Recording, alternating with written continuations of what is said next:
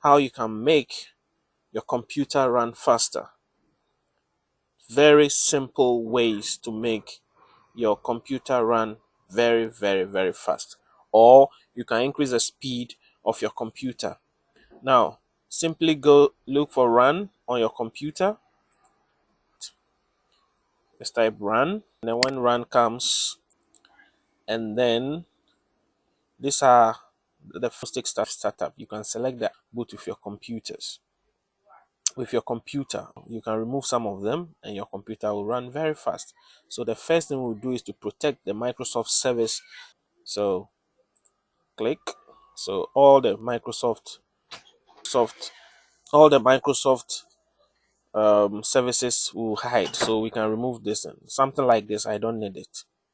Intel should run.